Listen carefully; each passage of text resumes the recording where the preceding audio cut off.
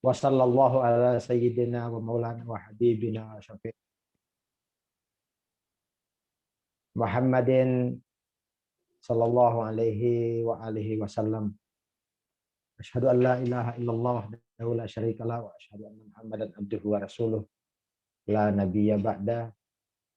Assalamualaikum jami'an warahmatullahi taala wabarakatuh. Waalaikumsalam. Alhamdulillah, kita panjatkan puji syukur kehadirat Allah Subhanahu wa taala dan kita sampaikan salam kepada Rasulullah Shallallahu alaihi wasallam, keluarganya yang suci dan sahabatnya yang setia. Mudah-mudahan kita yang bergabung di tempat ini, beristimewa Dr. Otong Sulaiman, kelak di kemudian hari akan mendapatkan syafaat dari Rasulullah Shallallahu alaihi wasallam. Pagi ini, para peserta sekalian, kita memasuki sesi keempat dari kajian kita mengenai anatomi kemenangan revolusi Islam Iran.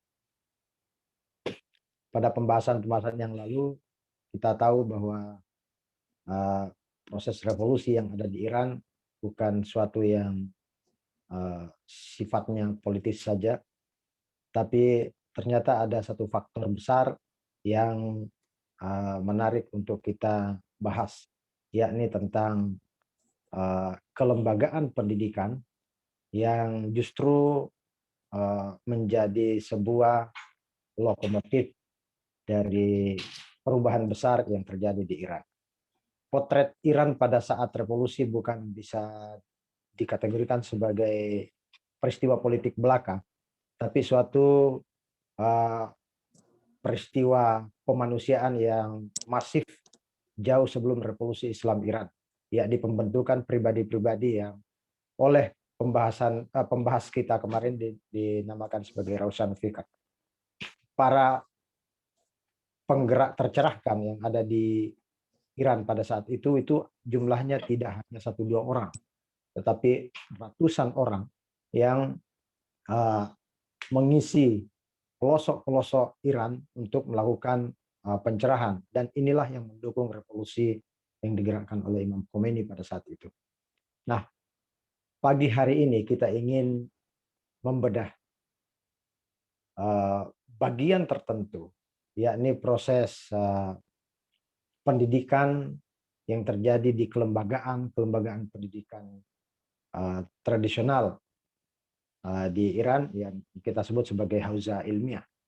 Bahwa ternyata pada Hauzah Ilmiah itulah lahir manusia-manusia independen yang menggerakkan 3 prinsip yang dikemukakan oleh para pembicara kita sebelumnya, yakni kedaulatan dalam politik, kemandirian dalam ekonomi, dan berkepribadian dalam kebudayaan, persis seperti Trisakti yang dikemukakan oleh Soekarno. Baik, di tengah kita sudah hadir Dr. Otong Sulaiman. Beliau ini pernah mengenyam pendidikan di Hauzah Ilmiah dan telah menulis pula buku yang menarasikan situasi di Hauzah tersebut. Begitu juga pada beberapa waktu yang lalu telah memimpin alumni Jamiatul Mustafa yang ada di Indonesia. Baik, untuk lebih efisiennya kita silakan kepada Dr. Otong Sulaiman untuk memulai pembahasannya. Kira-kira 40 atau 45 menit, Dr. Otong Sulaiman. Nanti 15 menit terakhir kita akan gunakan untuk tanya jawab dengan para peserta.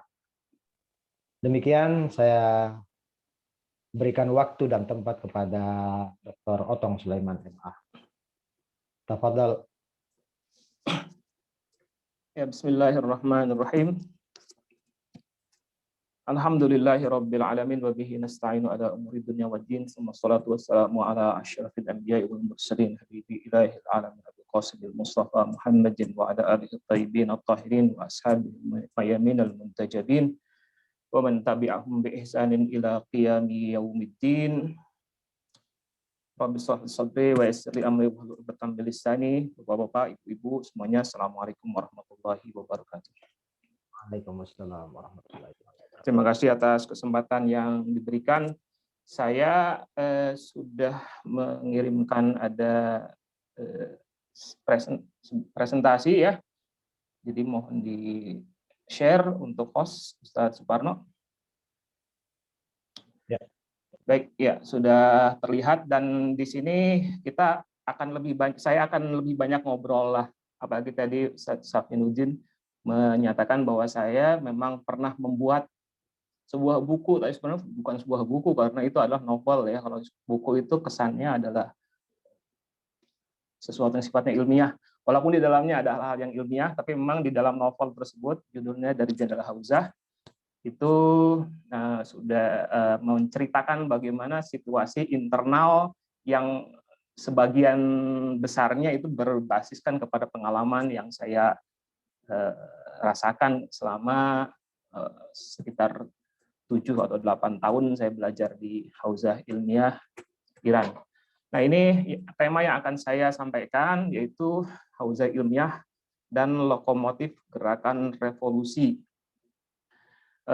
Ada 4 tema pembahasan yang akan kita lihat, yang akan kita diskusikan, yang akan kita obrolkan sebagai materi kita pada kesempatan kali ini.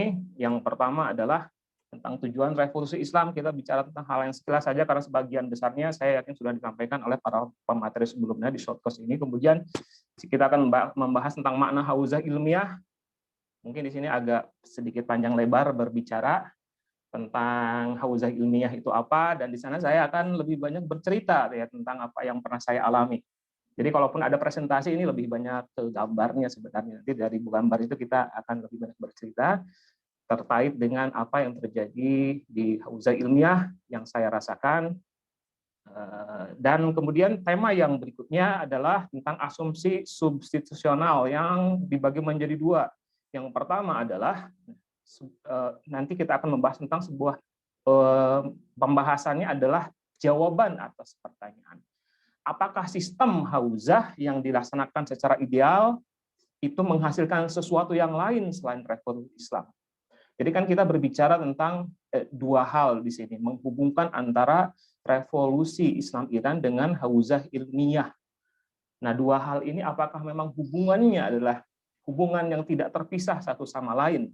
Maka untuk bisa menguji apakah di antara keduanya itu menciptakan hubungan yang tidak terpisahkan satu sama lain, maka kita bisa membuat pertanyaan substitusional.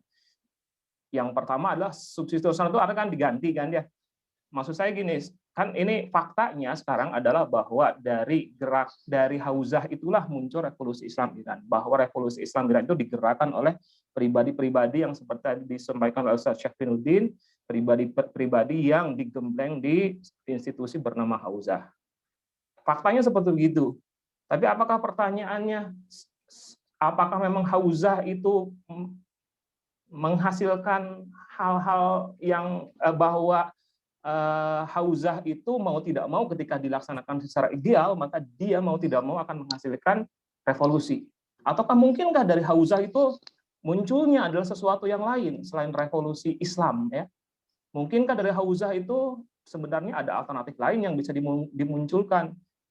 Kalau misalnya sistem sekuler jelas tidak mungkin, tapi mungkin tidak demokrasi liberal misalnya, atau hal-hal yang lainnya. Nanti akan kita lihat, ataukah misalnya Hauzah itu sebenarnya punya pilihan untuk tidak terlibat dalam masalah-masalah sosial politik.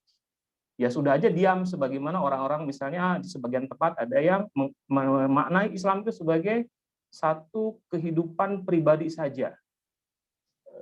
Banyak orang-orang, teman-teman kita, saudara-saudara kita yang menjalani kehidupan keislamannya itu adalah kehidupan keislaman yang hanya mengurusi masalah-masalah individual saja.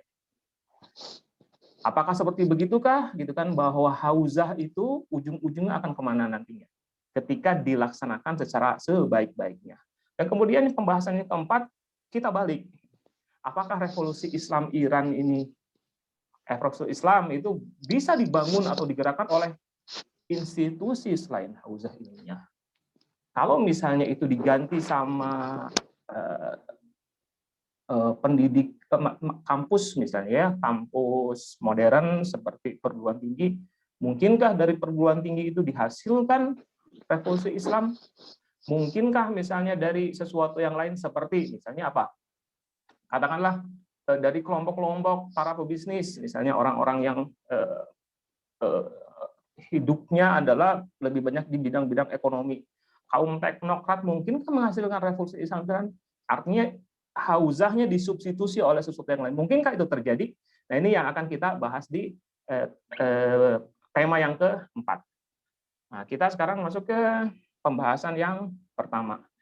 Revolusi Islam Iran. Nah, ini ada satu hal yang ingin saya bahas, tambahkan sebenarnya, karena saya punya keyakinan sekali lagi bahwa tema ini sudah pernah dibahas oleh para pemateri sebelumnya, bahwa revolusi Islam Iran itu memiliki dua tujuan, ya, ada tujuan ke dalam dan juga ada tujuan keluar.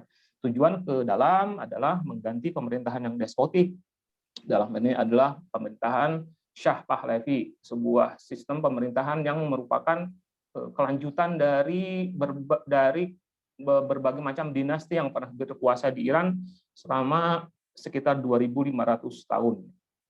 Dari sejak zaman dinasti Sasaniyah sampai ke masa modern, dan saat itu Imam Khomeini memimpin revolusi untuk menggulingkan atau untuk menjatuhkan pemerintahan Shah Pahlavi dan digantikan dengan sebuah sistem yang baru bernama Republik Islam Iran. Dan yang kedua adalah tujuan eksternalnya adalah menyebarkan ide-ide revolusi ke seluruh dunia, khususnya yang terkait dengan pembelaan terhadap orang-orang yang tertindas, penegakan keadilan, dan perlawanan terhadap sistem imperium dunia.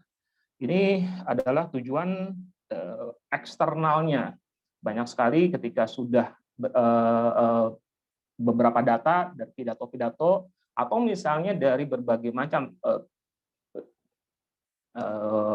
peristiwa-peristiwa politik yang terjadi setelah kemenangan revolusi Islam Iran itu, menunjukkan bahwa orientasi dari revolusi Islam Iran itu bukan hanya sekedar untuk masalah dalam negeri Iran saja, akan tetapi terkait dengan permasalahan-permasalahan di luar. Dan itu terbukti dari peristiwa-peristiwa berikutnya ketika Iran akhirnya terlibat dalam sebuah perang selama 8 tahun melawan Irak yang saat itu dipimpin oleh Saddam Hussein, dan Saddam Hussein itu mendapatkan dukungan dari berbagai macam, dari seluruh kekuatan dunia, baik blok barat ataupun blok timur. Nah, itu ada dua tujuan yang ini ingin saya tekankan. Titik ini nanti akan kita sambungkan dengan permasalahan hauzah. Jadi peran hauzah terhadap revolusi ini ada hubungannya dengan tujuan itu. Jadi kita nanti akan bisa melihat bagaimana peranan yang memang tidak bisa dipisahkan antara hauzah dengan, atau hubungan yang tidak bisa dipisahkan antara hauzah dengan revolusi. Jadi kita membedahnya dari dua sisi tujuan revolusi Islam Iran. Next, berikutnya lagi, ke slide berikutnya. Kita lihat ke misi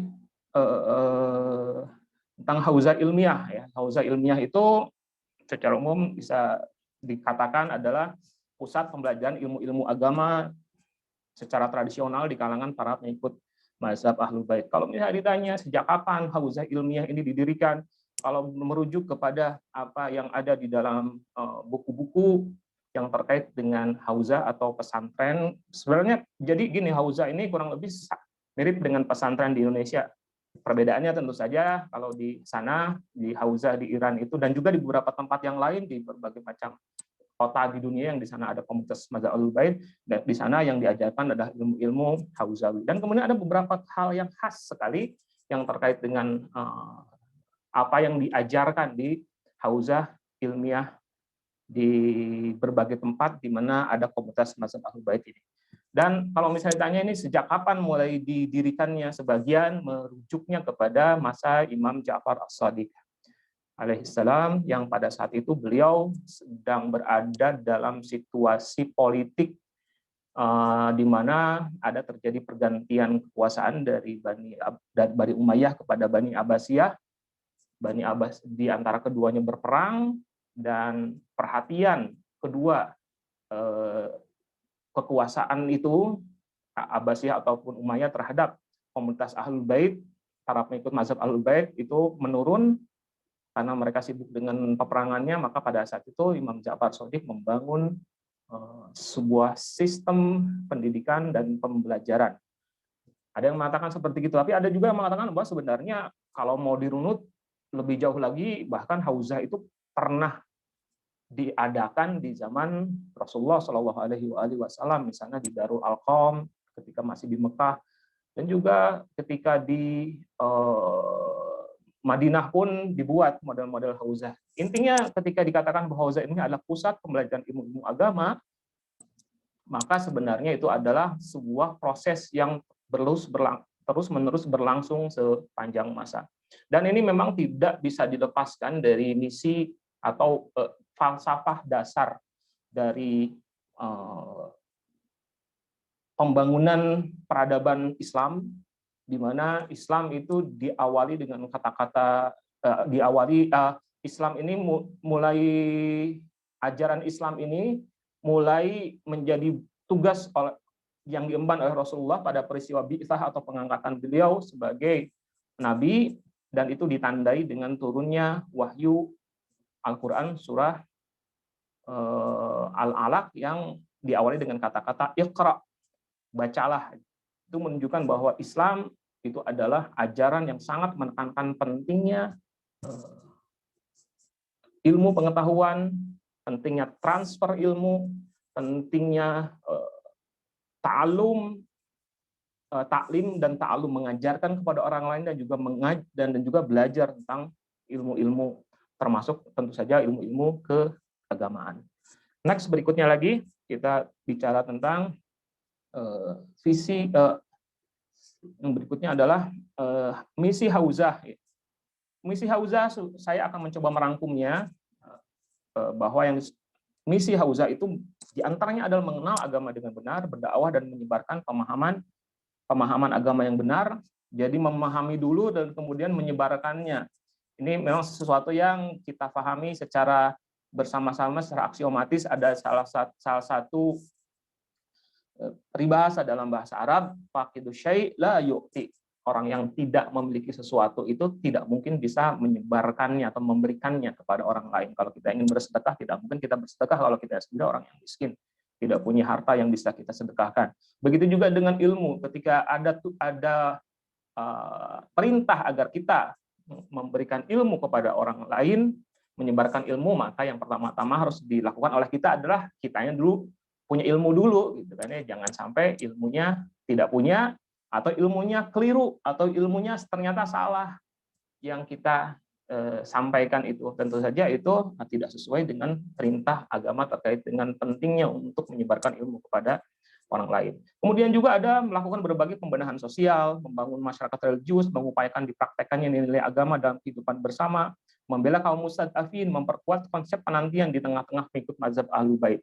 Itu yang juga saya rasakan ketika saya belajar di Hauzah, dan itu insya Allah akan disampaikan dengan hal yang sama juga, pengalaman yang sama juga didapati oleh asatidzah kita yang lain, para ustadz kita yang lain yang pernah belajar di Hauzah ilmiah, di QUM ataupun di berbagai tempat yang lainnya. Mereka akan mengatakan bahwa yang namanya ilmu agama ini tidak hanya terhenti untuk kepentingan individu, untuk kepentingan pribadi, tapi juga memiliki konteks sosial yang sangat kuat. Bahkan ada beberapa ilmu itu ketika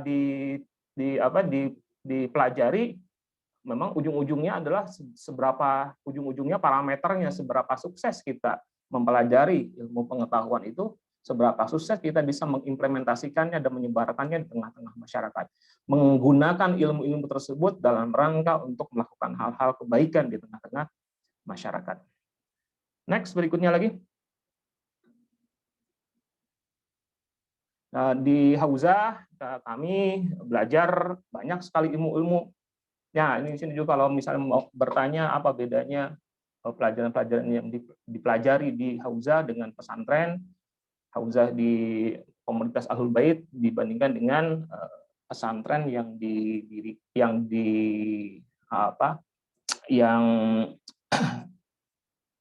dikelola atau dilaksanakan pembelajarannya di kalangan ikhwan kita Ahlus Sunnah. Kita belajar ada beberapa hal yang tentunya sebagian besarnya sama, akan tetapi ada beberapa perbedaan. Misalnya kalau sastra Arab, mantik sebagai ilmu alat itu kami pelajari. Sastra Arab semua pasti belajarlah sastra Arab, itu adalah hal yang wajib untuk dipelajari, bahasa dan sastra Arab untuk bisa sebagai ilmu alat, karena banyak sekali teks-teks ilmu itu memang sumber-sumbernya ditulis berbahasa Arab. Kalau kita tidak bisa bahasa Arab, tidak mungkin kita bisa mengakses teks-teks tersebut. Kemudian juga, nah ini yang bedanya adalah mantik dan logika, atau logika itu adalah sesuatu yang sangat ditekankan. Jadi kalau kita belum mampu tidak mempelajari ilmu mantik, dan ilmu mantik itu diletakkan kurang lebih sebagai ilmu alat, sebagai ilmu dasar yang kalau kita belum melewati ilmu mantik, belum menyelesaikan ilmu mantik, kita tidak diperbolehkan untuk melanjutkan ke jenjang berikutnya, ke pelajaran-pelajaran berikutnya yang dari atasnya.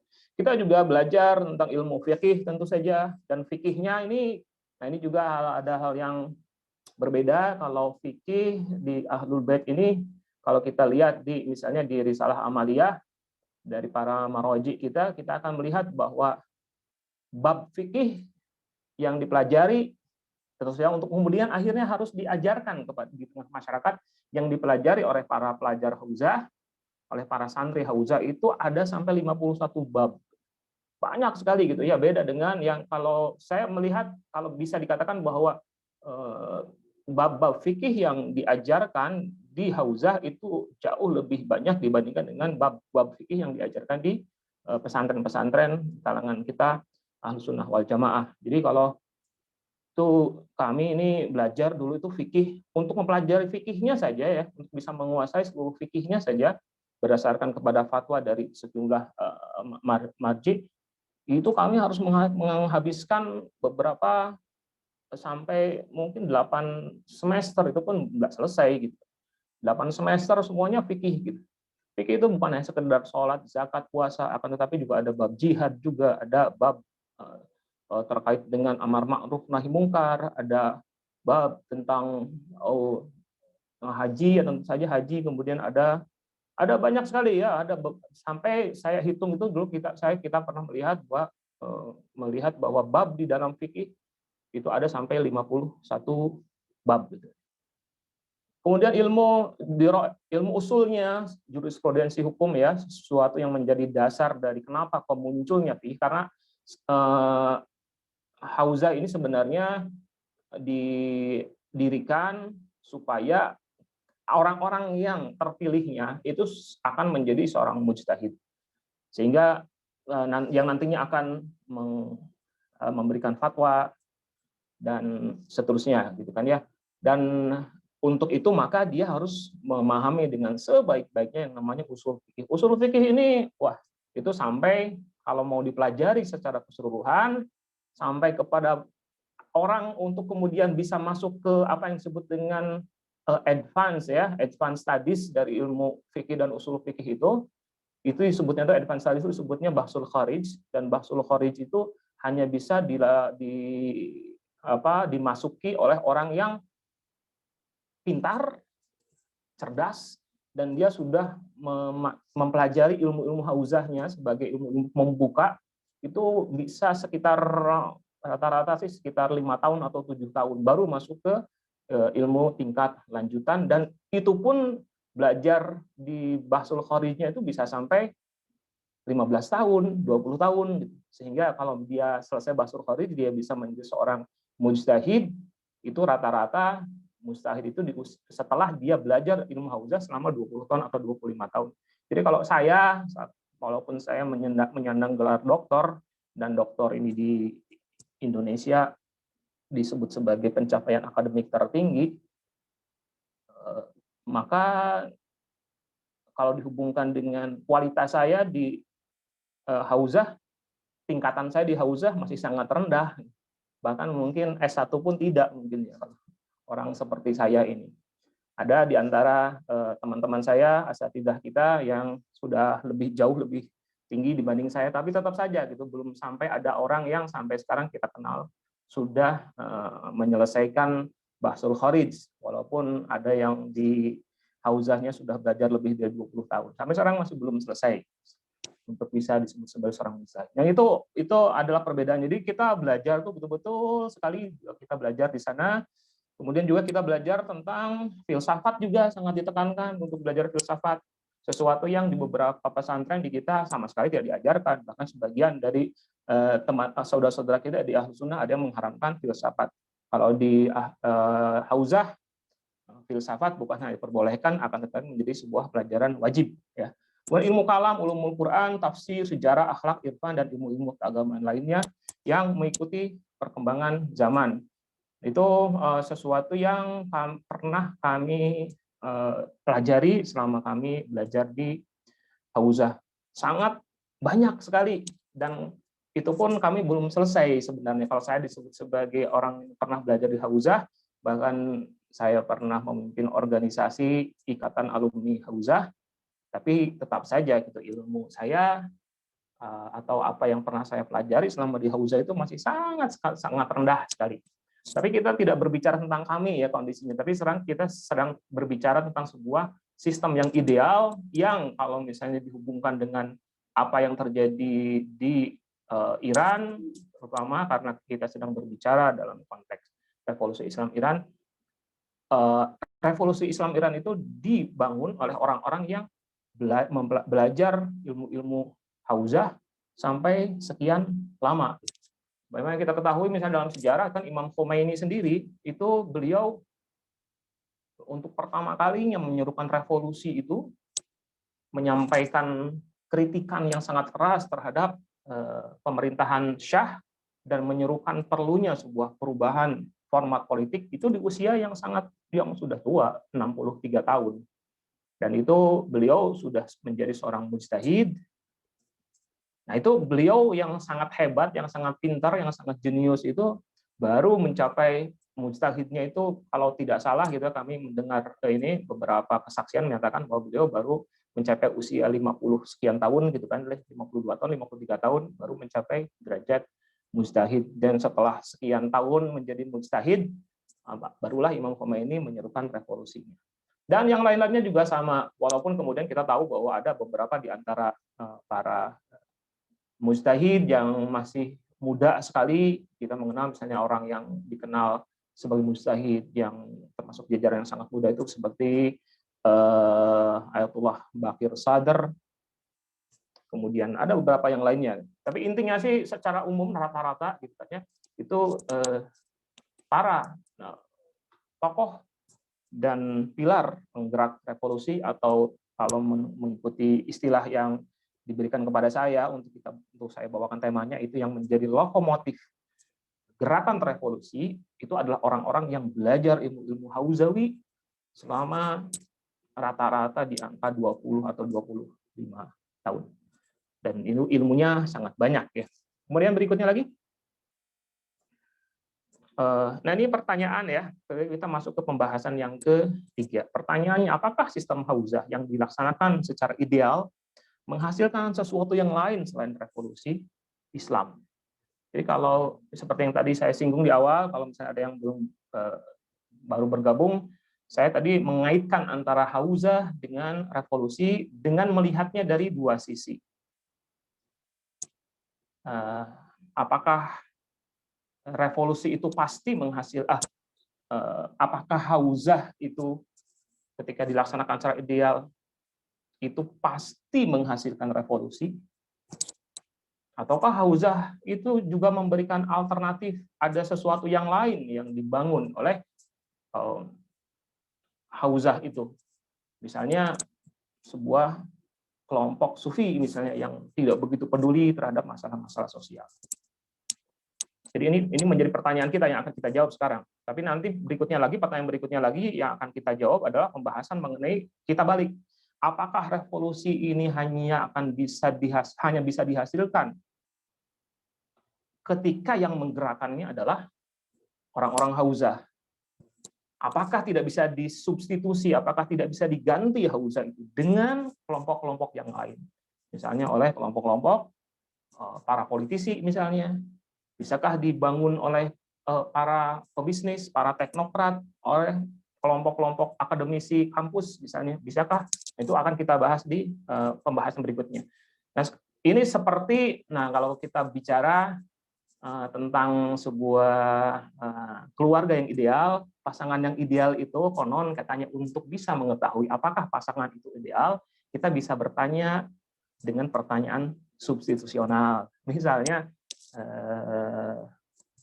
fulan, si A, atau katakanlah saya misalnya kan ya, saya punya istri Bu Dina ya. Pertanyaannya, apakah seberapa ideal kami ini sebagai sebuah pasangan, itu bisa ditanyakan dengan cara pertanyaan diuji dengan pertanyaan substitusional misalnya. Apakah Bu Dina akan menikah? Mungkinkah Bu Dina itu bisa menikah dan menjadi seperti sekarang ini seandainya menikah dengan orang lain selain saya? Dan juga hal yang sama juga dibalik. Apakah saya akan menjadi orang semacam ini seandainya saya menikah dengan orang yang lain selain Ibu Dina? Nah, misalnya seperti begitu. Ini juga hal yang sama juga kita bisa ujikan pertanyaannya kepada revolusi Islam Iran ketika dihubungkan dengan Hauzah ilmiah. Nah, next kita lihat bahwa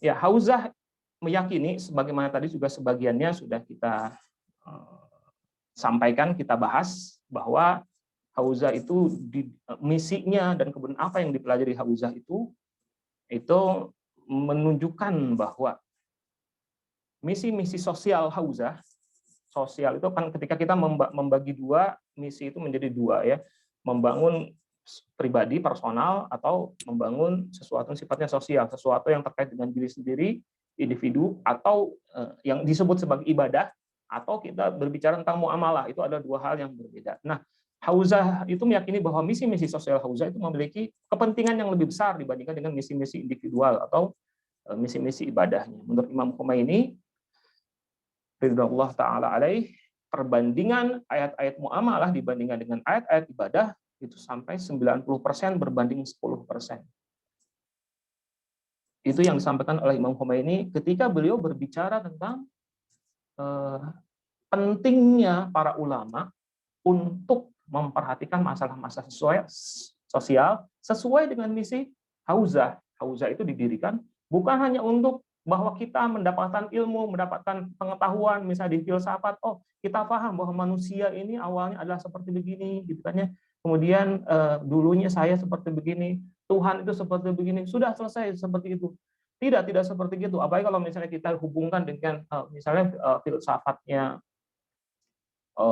Mullah Sadra yang dikenal dengan teori al-asfar al-arba'ah, 4 terminal perjalanan manusia, itu ujung dari terminal itu, akhir dari sebuah perjalanan spiritual itu adalah bahwa manusia tersebut akan berada di antara manusia, di antara masyarakat. As-safar, kalau tidak salah, as-safar ma'al khalq bil haq. Jadi melakukan perjalanan dan kemudian terjun, membaur tengah-tengah kehidupan masyarakat, tapi dia tampil sebagai orang yang memiliki sifat-sifat robbani, memiliki sifat-sifat ilahiyah. Itu adalah filsafat ya, filsafat Sadra sendiri teorinya seperti begitu. Dan itu yang kemudian dipakai atau misalnya dijadikan sebagai falsafah yang sangat penting ketika Imam Khomeini mengatakan bahwa tujuan kita, kalau misalkan kita ini orang-orang Hauzah, para ulama, itu dikatakan gagal dalam menjalani kehidupan sebagai ulama seandainya yang kita urusi adalah masalah-masalah individu saja. Nah, Salah satu di antara indikatornya bahwa kekeliruan itu adalah bahwa kalau kita melihat ayat-ayat di dalam Al-Quran yang terkait dengan masalah-masalah sosial itu bisa sampai 90% dibandingkan dengan 10% yang terkait dengan masalah-masalah individual. Berikutnya lagi adalah alasan yang disampaikan oleh Hauzah terkait dengan betapa sangat pentingnya betapa sangat pentingnya yang namanya masalah-masalah sosial itu adalah terkait dengan fakta di dalam fikih yang menunjukkan bahwa kegagalan dalam melaksanakan kewajiban sosial bisa membatalkan ibadah pribadi, bahkan membatalkan status keimanan. Kita ada ayat Al-Quran misalnya, maka celakalah orang-orang yang sholat. Dihubungkan dengan apa itu? Dihubungkan dengan ketidakpedulian dia terhadap kehidupan sekitarnya. Kalau dia tidak peduli terhadap orang-orang miskin, tidak peduli terhadap anak-anak yatim, maka sholat yang dia lakukan itu tidak ada faidahnya. Kalau dihubungkan dengan masalah-masalah keimanan bahkan, ada hadis dari Rasulullah Shallallahu Alaihi Wasallam yang mengatakan, man asbaha walam yahtam bi umuril muslimin falaisa bi muslim. Siapa saja yang terbangun di pagi hari, kemudian dia sama sekali tidak memikirkan, tidak memperhatikan urusan-urusan kaum muslimin, maka dia sebenarnya bukan muslim. Atau di hadis yang lain Rasulullah Shallallahu Alaihi Wasallam juga bersabda, man sami'a munadiyan yunadi ya lal muslim falam yujib falaisa minni, kata Rasulullah. Siapa saja yang mendengar adanya seruan, teriakan, permohonan tolong dengan mengatakan, wahai orang Islam, perhatikan kami, tolonglah kami, tapi kemudian dia sama sekali tidak memberikan reaksi, kata Rasulullah, maka dia bukan bagian dari aku. Ini ada terkait dengan masalah status keimanan seseorang. Status keimanan dari seorang yang beribadah saja secara individual, tapi abai terhadap masalah-masalah sosial. Tapi sebaliknya di sini bahwa seringkali kegagalan dalam menjalankan ibadah individual itu bisa ditebus dengan muamalah, dengan kafaroh. Kita tahu ya misalnya kalau kita tidak mampu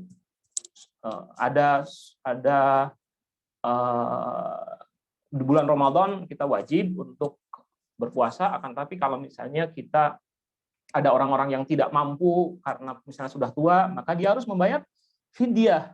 Fidyah itu apa? Fidyah itu adalah bahan makanan yang diberikan kepada orang miskin.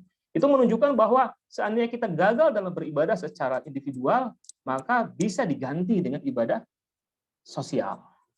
Tapi sebaliknya, sekali lagi, ketika kita gagal melaksanakan ibadah sosial, justru ibadah individual kita bisa jadi batal, bahkan lebih jauh lagi keimanan kita dipertanyakan oleh Allah Subhanahu wa Ta'ala.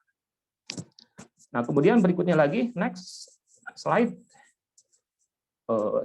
Ada dihubungkan bahwa betapa sangat pentingnya ibadah sosial, bahwa yang namanya hauzah itu memberikan penekanan yang sangat luas terhadap masalah-masalah sosial, termasuk masalah politik dan lain sebagainya. Itu dihubungkan dengan bahwa tujuan diturunkannya berbagai kewajiban ibadah itu dikaitkan dengan dampak positifnya terhadap masalah-masalah sosial. Kualitas ibadah kita bisa diukur dari dampak sosial yang muncul. Ada surah Thaha ya ayat 45, A'udzubillahi minasyaitonir rajim.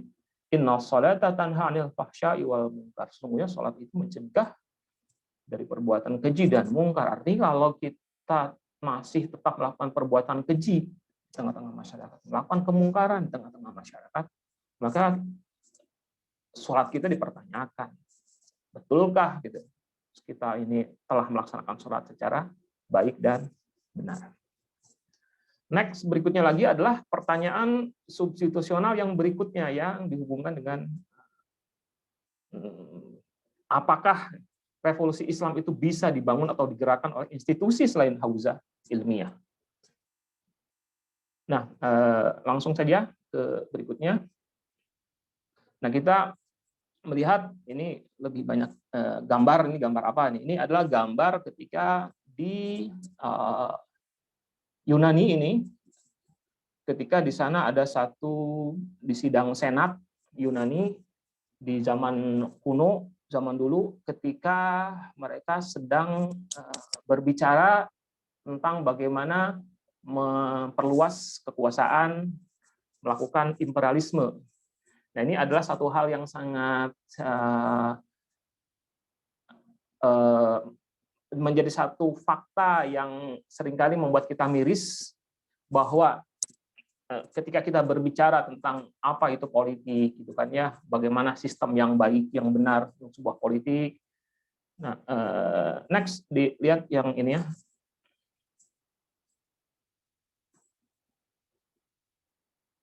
Nah, ini ada gambar picture yang berikutnya apa nih, sampai terkecilkan. Ini adalah gambar Socrates dan Aristoteles ya. Gambar Aristoteles ini adalah dua orang filsuf Yunani. Oh, sorry, ini adalah gambar Plato dan Socrates. Aristoteles ya tidak saya. Nah, ini gambar berikutnya lagi, next berikutnya lagi, gambar berikutnya lagi. Nah, ini seperti Platonic Political Philosophy ya, ada dan ada buku, nah dihubungkan dengan ada buku History of the Peloponnesian War yang dibuat oleh Thucydides.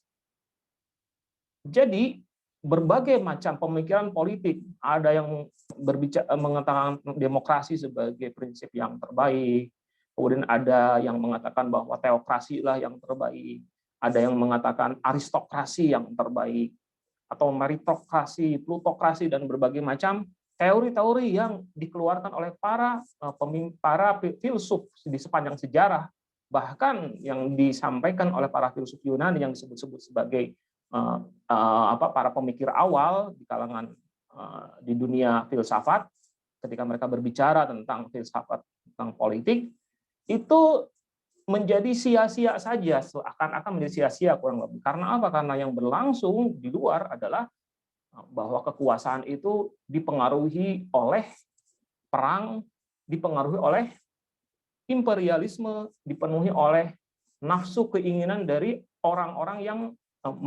menginginkan kekuasaan yang lebih, menginginkan untuk mengikuti hawa nafsu dan ambisi pribadinya, dan lain sebagainya, gitu kan ya. Dan next berikutnya lagi,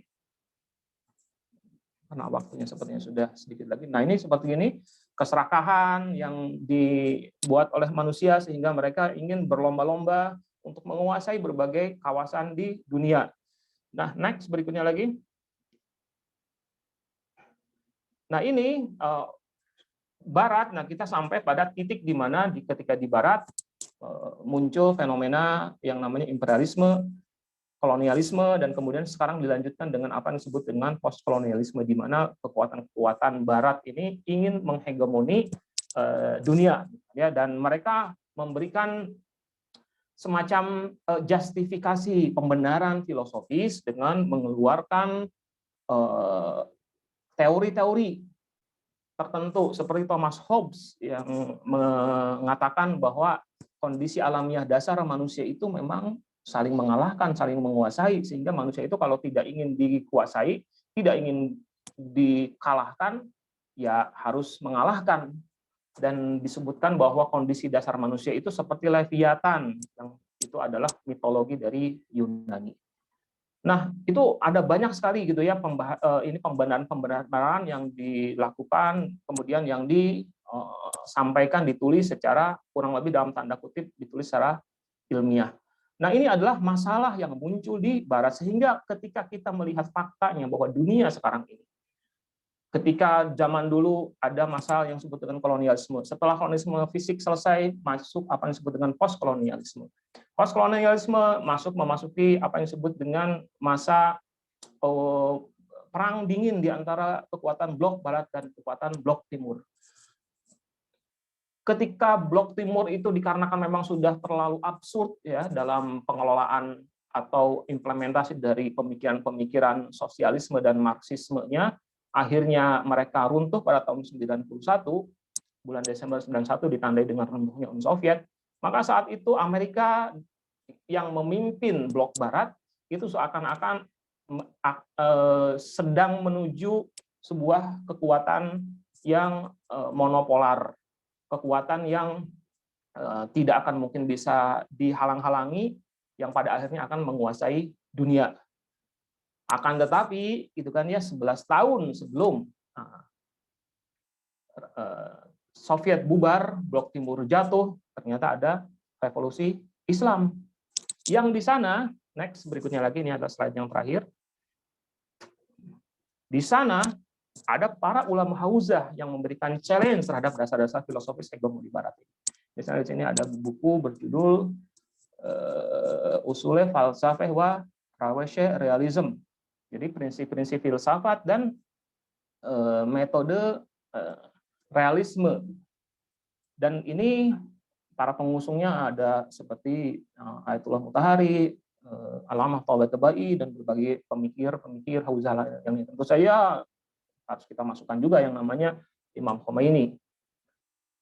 Belakangan kita baru saja ditinggal oleh salah seorang pilar pemikir Islam, yaitu Ayatullah Misbah Yazdi. Dan banyak sekali ya, sampai sekarang muncul sekali para pemikir-pemikir yang memberikan challenge, yang memberikan kritikan, yang memberikan serangan terhadap pilar-pilar pemikiran politik Barat tersebut. Sehingga apa yang selama ini, atau yang sampai saat itu dibayangkan, diasumsikan oleh kekuatan Blok Barat, di mana kalau kekuatan Blok Timur jatuh, maka mereka lah yang akan menghegemoni dunia dan akan melakukan apapun juga yang mereka harapkan dan memungkinkan untuk dikembalikannya lagi secara sepenuhnya apa yang disebut dengan masa-masa imperialisme di masa lalu, walaupun dengan cara-cara yang lain, atau lebih diperkuat lagi ini ya, proses-proses imperialisme dan kolonialismenya, itu kemudian terbentur dengan yang namanya challenge yang muncul dari revolusi Islam Iran. Dan dari sini maka satu kesimpulan sebagai penutup dari saya, dari pembicaraan saya ini, bahwa antara revolusi Islam Iran dengan hauzah ilmiah ada dua hal yang tidak terpisahkan. Seandainya bukan hauzah ilmiah tidak punya pilihan lain kecuali terlibat dalam masalah-masalah sosial politik dengan cara yang terbaik, karena hanya mereka lah yang mampu untuk membimbing masyarakat ke jalan yang benar, kurang lebih seperti itu. Di sisi lain, revolusi Islam itu hanya bisa dibangun, digerakkan, dan dipertahankan dengan kemunculan orang-orang yang berasal dari hauzah ilmiah, dan ini terbukti sampai sekarang ketika hauzah ilmiah masih tetap berdiri, masih terus memproduksi berbagai macam ilmu yang memberikan tantangan kepada pemikiran-pemikiran Barat, maka revolusi Islam Iran bisa tegak seperti sekarang ini. Untuk sementara demikian yang bisa saya sampaikan. Assalamualaikum warahmatullahi wabarakatuh.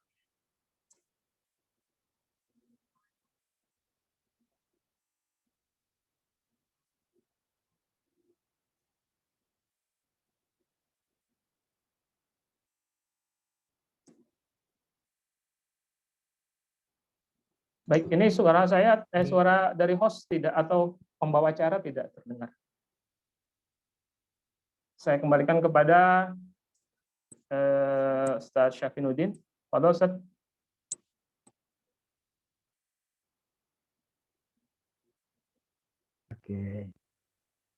Oke, terima kasih. Ya. Baik, para peserta sekalian, paparan dari Dr. Otong Sulaiman tadi sudah kita dengarkan. Barangkali ada hal-hal yang mungkin kita ajukan dalam sesi tanya jawab ini, silakan.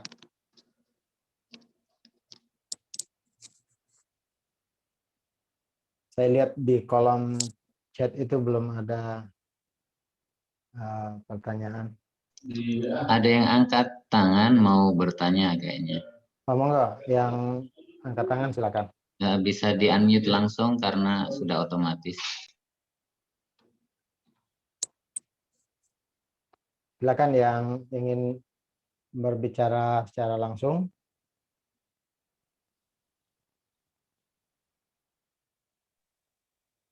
Oke, auzubillahi bismillahirrahmanirrahim. Assalamualaikum warahmatullahi wabarakatuh. Ustaz, selaku tadi antum pembahasannya mengenai tentang hauzah, menjadi seorang pribadi yang hauzawiyah itu ketika kita melandaskan untuk meluruskan niat kita sebagai seorang yang hauzawiyah, apakah contoh tadi seperti ketika harus bisa berbahasa sastra Arab, demikian Ustaz, untuk bisa mewujudkan nilai-nilai revolusi Islam ini, Ustaz? Soalnya kan di satu sisi kalau misalnya melihat dua figur yang melakoni di sisi itu seperti Imam Khomeini dan Sayyid Ali Khamenei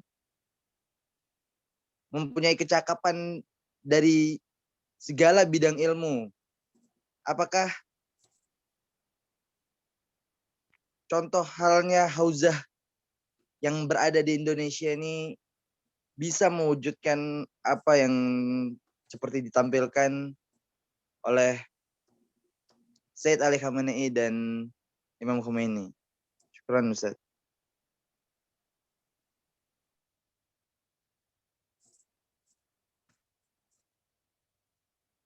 Silakan, Dokter Otong. Langsung dijawab nih. Ya, langsung. Oke, baik. Jadi tadi agak pertanyaannya saya mencoba menyimpulkan ya bahwa yang namanya pertanyaannya adalah apa hubungannya antara bahasa Arab ini dikatakan sebagai salah satu hal yang sangat penting dalam pembelajaran Hauzah, dan itu ada hubungannya dengan permasalahan kapasitas atau kualitas seorang Hauzawi, seorang yang nantinya akan bisa melaksanakan fungsi-fungsi kehauzahannya secara baik di tengah-tengah masyarakat, termasuk masalah-masalah sosial politik. Ya, tadi saya sampaikan bahwa bahasa Arab itu adalah ilmu alat. Jadi kalau dalam pelajaran ini tuh, dalam ilmu Hauzah itu secara umum dibagi dua yang namanya ilmu itu. Ada ilmu alat, ada ilmu intinya. Ilmu alat itu adalah ilmu-ilmu yang alat, seperti alat. Artinya alat itu artinya tools, sesuatu yang memang diperlukan agar kita bisa mengakses. Nah, dikarenakan teks-teks Hauzah, teks-teks ilmu secara keseluruhan, ilmu-ilmu keislaman. Misalnya kalau kita mau belajar menjadi seorang mujtahid, kita harus hafal hadis, misalnya kan. Hadis itu dalam bahasa Arab. Kalau kita ingin menjadi seorang mujtahid, kita harus memahami, hafal keseluruhan apa isi dari Al-Qur'an. Al-Qur'an itu ditulis dengan bahasa Arab. Bahkan beberapa kitab yang memberikan penjelasan terkait dengan hadis ataupun Al-Qur'an itu ditulis dengan bahasa Arab. Sehingga ketika kita ingin menjadi seorang pelajar yang baik, dan maka mau tidak mau kita harus belajar ilmu alatnya. Kalau misalnya dalam kita aja di Indonesia, sama juga kalau misalnya kita ingin belajar sesuatu yang di sananya, misalnya buku-buku teks yang dituliskan dalam bahasa Inggris, maka mau tidak mau kita harus belajar bahasa Inggris. Atau kita yang orang asing yang ingin belajar ilmu-ilmu tentang apa yang ada di Indonesia, yang diajar di Indonesia, yang teks-teksnya adalah bahasa Indonesia. Misalnya saya kan ini ya belajar filologi yang terkait dengan naskah kuno ya, itu bahasanya macam-macam, itu kan ada bahasa daerah. Nah, kalau kita ingin mengetahui apa isi dari teks tersebut, ya mau tidak mau kita harus belajar bahasa daerah tersebut. Hal yang sama juga terjadi pada Hauzah. Karena itu maka hubungannya sangat jelas sekali bahwa untuk menjadi, ini kalau misalnya dihubungkan apakah bagaimana caranya supaya menjadi seorang Hauzawi yang baik, ya harus memiliki ilmu Hauzawiyah secara baik pula, agar bisa memiliki ilmu yang baik. Sebagai seorang pelajar Hauzah, mau tidak mau kita harus belajar bahasa Arab. Kurang lebih itulah ini. Baik, Dr. Otong, ada dua pertanyaan lagi. Ya. Pertama menanyakan apakah memang di Hauzah itu ada macam pengkaderan politik tersendiri atau tidak, atau memang Hauzah itu adalah bagian dari yang memang bisa membangkitkan visi politik itu sendiri. Itu yang pertama. Yang kedua, apakah sistem Hauzah ini dapat dikembangkan di Indonesia? Silakan Dr. Otong, waktu kita tinggal sedikit. Silakan. Oke, baik. Jadi gini, politik itu kan ya, ini juga harus difahami bahwa ada kesalahpahaman menurut saya gitu kan ya. kebetulan saya di STFI Sadra mengajar filsafat politik Islam ya. Jadi ada kesalahan yang disebut dengan politik, yang disebut politik itu sepertinya hanya masalah cara-cara merebut kekuasaan, bagaimana caranya, hal-hal yang semacam itu. Padahal politik itu ada yang disebut dengan politik tingkat tinggi dalam pengertian bahwa ada politik yang lebih berkelas, yaitu berbicara tentang permasalahan-permasalahan filosofis dari politik itu. Berbicara tentang apa itu legitimasi, apa itu yang disebut dengan misalnya kebebasan, prinsip-prinsip HAM, atau hal-hal yang lainnya yang terkait dengan permasalahan politik yang selama ini disebut sebagai masalah politik. Nah, kalau yang disebut yang dimaksud dengan pengkaderan politik itu adalah hal yang pertama, ya tidak diajarkan. Tapi ketika dihubungkan dengan permasalahan kesadaran berpolitik, filsafat politik, apa itu HAM, apa itu feminisme, apa itu sekularisme, ya kami belajar. Itu terus berlangsung, terus menerus, itulah yang kami pelajari, karena memang itulah salah satu inti dari pelajaran-pelajaran Hauzawi, di mana apa yang kami pelajari itu harus memiliki korelasi yang sangat kuat dengan masalah-masalah sosial. Itu mungkin bisa dijadikan sebagai jawaban yang pertama. Kemudian kalau pertanyaan berikutnya, apakah bisa dikembangkan di Indonesia? Ya saya kira bisa ya, asal prinsip-prinsipnya itu sama. Tapi tentu saja sekali lagi ya, ada satu hal yang seringkali menjadi sebuah keliruan, dan ini sekaligus menjadi sebuah klarifikasi, dan ini sebenarnya seringkali disampaikan oleh teman-teman asatidzah kita, yang dimaksud dengan menerapkan prinsip-prinsip revolusi atau misalnya menyebarkan prinsip-prinsip revolusi itu bukan bermakna bahwa di Indonesia dibuat sebuah revolusi seperti di Iran. Tidak sama sekali, tidak seperti begitu. Itu ada sebuah keliruan yang sangat dasar, dan itu lebih banyak dihembuskannya oleh orang-orang yang membenci komunitas Ahlul Bait dengan cara memfitnah bahwa yang dikembangkan oleh atau yang diajarkan atau yang sedang dibangun oleh orang-orang lulusan Hauzah Iran itu adalah sesuatu yang sifatnya politik. Tidak seperti begitu. Kami justru malah memiliki keinginan yang disebut dengan kegiatan pekerjaan-pekerjaan yang ada hubungannya dengan masalah-masalah politik di tanah air di Indonesia, misalnya yang bisa dilakukan oleh orang-orang Hauzah itu justru adalah memperkuat negara, melakukan pembelaan terhadap negara, membackup Pancasila dengan misalnya dengan nilai-nilai filosofis yang sudah dipelajari oleh para pelajar Hauzah. Itu yang dimaksud kalau misalnya apakah bisa dikembangkan Indonesia? Iya, bisa, dan memang harus dikembangkan sebagai bagian dari kontribusi kita menjaga NKRI sehingga kita bisa menjadi masyarakat yang adil dan sejahtera. Baik. Terima kasih banyak Dr. Otong Sulaiman.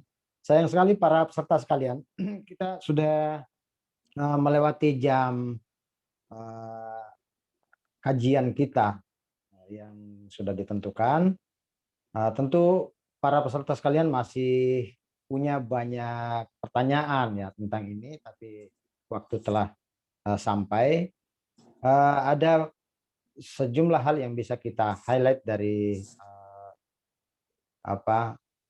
penyampaian Dr. Otong Sulaiman, dan saya rasa telah tersimpul dari jawaban yang paling terakhir disampaikan oleh beliau bahwa kehadiran Hauzah ini sebetulnya hendak memperkuat bangunan yang sudah ada di tengah-tengah kita, baik secara politik maupun sosial, untuk mendukung apa yang tengah dikembangkan oleh pemerintah kita, utamanya memperkuat dasar negara kita dan juga sistem yang telah dibangun oleh pemerintah kita. Sejalan dengan visi yang ada di Hauzah untuk menguatkan individu-individu yang tercerahkan, menguatkan individu untuk menjadi manusia-manusia yang tercerahkan, maka tentu saja hal-hal yang bertentangan atau berlawanan dengan visi tersebut tadi itu akan menjadi concern para pemikir untuk melakukan perombakan-perombakan. Apa yang terjadi di Iran sebetulnya pada 42 tahun yang lalu itu karena secara diametral bangunan negara sudah sangat menyimpang dari tujuan utama kemasyarakatan, sehingga tidak ada pilihan lain, masyarakat meminta untuk adanya perubahan yang mendasar di Iran. Saya rasa demikian yang bisa kita lihat dari penjelasan Dr. Otong Sulaiman. Untuk yang terakhir kami minta kepada Dr. Otong Sulaiman untuk menyampaikan closing statement ringkas. Kepada Ustaz. Ya, terima kasih. Jadi sebenarnya apa yang saya sampaikan sudah disimpulkan oleh Ustaz Dr. Syafrinuddin ya.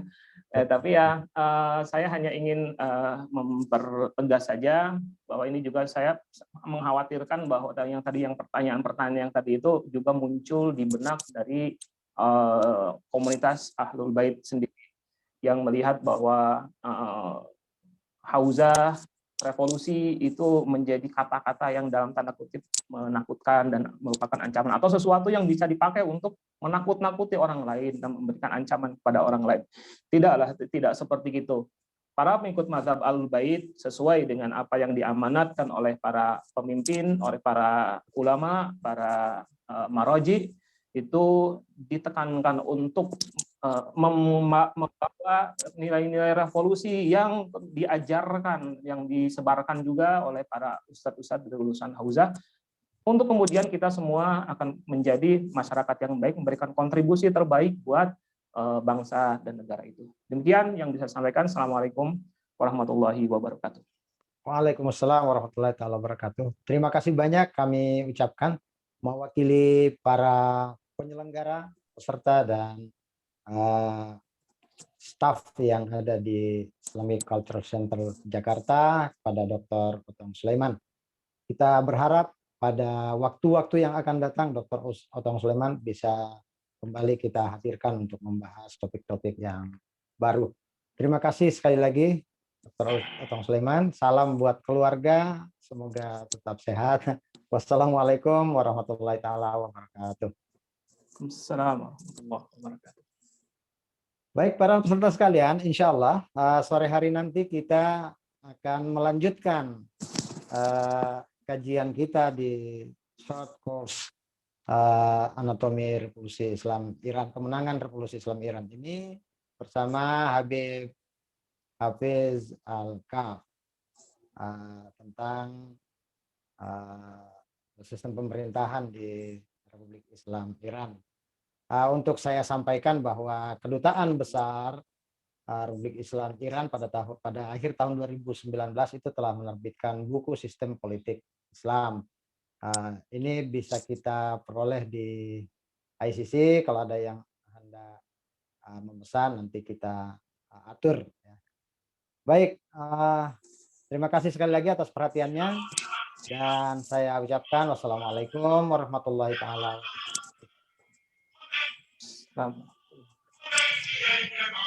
Izin ya, live. Ya, Ustaz. Ya. Syukran. Ya, afwan. Ya, Waalaikumsalam.